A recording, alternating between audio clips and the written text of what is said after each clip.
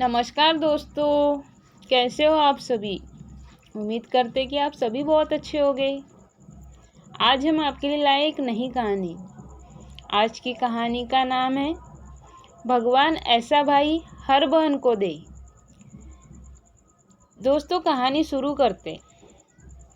सुबह की पहली किरण ने अभी आहें भी सही से नहीं भरी थी कि पूरे घर में पिताजी के चिल्लाने की आवाज़ गूंजने लगी। पिताजी ने प्रिंस को जोर से आवाज़ लगाई। प्रिंस ने पिताजी की आवाज़ को अनसुना करते हुए अपना मुंह फिर से रजाई में ढक लिया। पिताजी ने फिर एक बार चिल्लाकर प्रिंस को आवाज़ लगाई। आवाज़ के चिल्लाने में इस बार गुस्सा साफ झलक रहा था। प्रिंस ने मौके की नज़ाकत को समझते हुए झटपट रजाई को साइड कर पिताजी की तरफ दौड़ लगा दी। पिताजी के पास आकर प्रिंस पूछता है, क्या बात है पिताजी। पिताजी ने प्रिंस से कहा कि तुझे पता नहीं है क्या आज मेरी बहन रौनक आ रही है और इस बार बहन अपना जन्मदिन हम सबके साथ ही मनाएंगी। और अब तू जल्दी से जा और उसको स्टेशन से लेकर आ।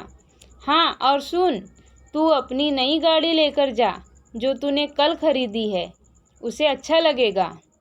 पिताजी की बात सुन प्रिंस ने उनकी तरफ देखता है, लेकिन मेरी गाड़ी तो मेरे दोस्त ले गया है और आपकी गाड़ी भी ड्राइवर यह कहकर ले गया कि गाड़ी के ब्रेक चेक करवानी है।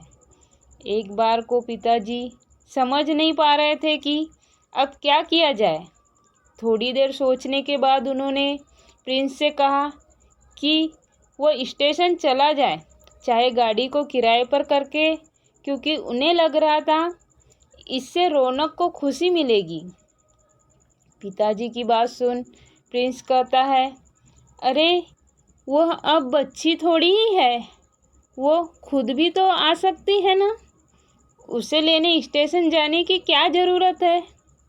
वो ऑटो या टैक्सी पकड़ खुद आ जाएंगी, आप चिंता ना करो। प्रिंस की बात सुन पिताजी उसकी तरफ देखते हैं और कहते हैं, तुझे शर्म तो आ नहीं रही होगी। ऐसा कहते हुए घर में दो गाड़ियाँ होते हुए भी घर की बच्ची ऑटो में आएंगी। अब पिताजी की बात सुन प्रिंस के पास कोई जवाब नहीं था, लेकिन वो फिर भी पिताजी से न जाने के लिए कहना चाहता था, तो इसलिए उसने कहा, ठीक है आप जाओ, मुझे बहुत काम है, मैं जा नहीं सकता। इस पर पिताजी तपाक से बोले, मुझे अपनी बहन की बिल्कुल भी फिक्र नहीं है क्या। शादी हो गई तो क्या बहन पराई हो गई है। तो क्या अब उसको हम सबका प्यार पाने का हक नहीं रहा। पिताजी ने अब अपने स्वर को थोड़ा ऊंचा कर लिया था। वो ऊंचे स्वर में कहते जा रहे थे, सुन, तेरा इस घर पर जितना हक है उतना ही हक उसका भी इस घर पर है। कोई भी बेटी या बहन मायके छोड़ने के बाद पराई नहीं होती, लेकिन शायद प्रिंस को इस बात की आदत नहीं थी। उसने पिताजी से कहा, मेरे लिए अब वो पराई ही हो चुकी है और इस घर पर सिर्फ मेरा ही हक है। आपको अगर उसकी इतनी ही फिक्र है तो जाकर खुद उसको ले आओ। तभी पिताजी का हाथ प्रिंस पर उड़ जाता है।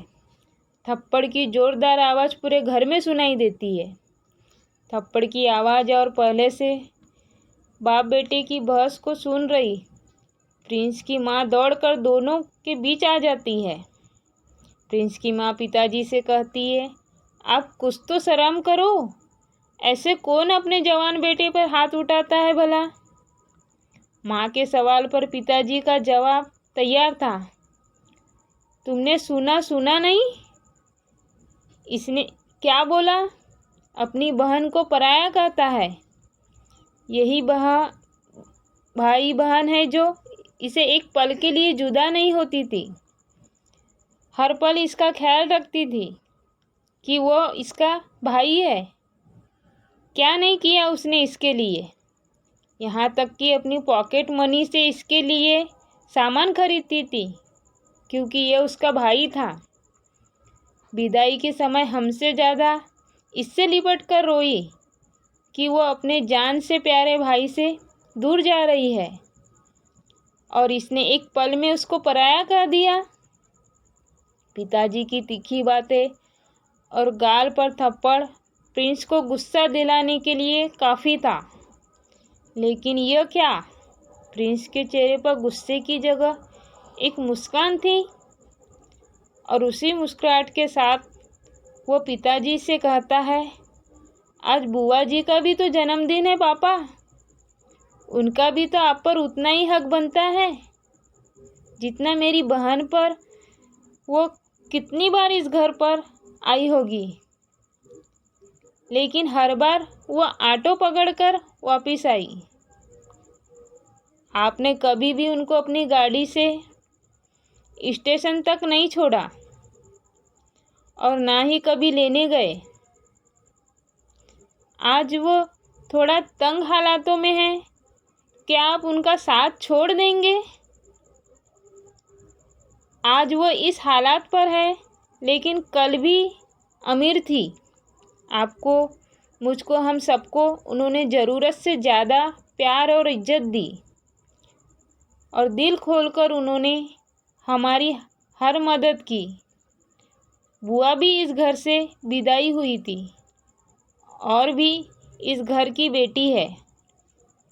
आप बताइए, आज रश्मि दी और बुआ में फ़र्क क्या है? जैसे वो मेरी बहन है, वैसी ही बुआ भी तो आपकी बहन है। बहन को पराया मैंने नहीं, आपने किया है पापा। आपने हमारे लिए सब कुछ किया, लेकिन आपने उसको ही छोड़ दिया जो बचपन से लेकर हमेशा आपके साथ रहा। आपकी हर खुशी में आपकी बहन ने अपनी खुशी देखी। बचपन में आप जिसके साथ खेलते हुए बड़े हुए, आज उसी का साथ आप छोड़ रहे हो पापा। प्रिंस अभी अपनी बात कह ही रहा था कि अचानक गाड़ी घर के बाहर आकर रुकती है। तब तक पापा भी प्रिंस की बातों को सुन पश्चाताप की आग में जलकर रोने लगे थे। गाड़ी की आवाज़ सुनकर प्रिंस घर से बाहर आता है। गाड़ी से अचानक रौनक दौड़ती हुई मम्मी पापा के गले आ लगती है। अचानक रौनक की निगाह पापा की भीगी पलकों पर जा लगी। पापा, क्या हुआ आपको? बेटी की बात सुन पापा फिर भावुक हो रौनक को गले लगाते हुए कहते हैं, कुछ नहीं बेटा, तेरा भाई तो आज मेरा भी बाप बन गया। रौनक पापा के आंसू पोंछते हुए अपने भाई की तरफ बढ़ी जाती है। नई गाड़ी बहुत अच्छी है, मेरा फेवरेट कलर भी है। मैं तो खुद को रोक ही नहीं सकी। ड्राइवर दादा को पीछे बिठा मैं खुद ड्राइव करके लाई। तभी प्रिंस आगे बढ़ता है और अपनी बहन की आंखें बंद करके उसको फिर से गाड़ी के पास ले जाता है। हैप्पी बर्थडे दी, ये गाड़ी आपकी ही है, और हम सब की तरफ से आपको जन्मदिन पर यह तोहफा। रौनक की खुशी का ठिकाना ही नहीं रहा। वो तेज़ी से जाकर प्रिंस से लिपट जाती है। तभी एक बार फिर एक गाड़ी के आने का हॉर्न सुनाई देता है। उससे प्रिंस की बुआ उतरती हुई नजर आती है। अपनी बहन को देख प्रिंस के पापा की आंखों से एक बार फिर आंसू छलक उठ पड़ते हैं। बुआ आकर कहती है, क्या भाई, आप भी अचानक से क्यों बुला लिया? ना कोई फ़ोन, ना कोई खबर। आप ठीक तो हो ना भैया?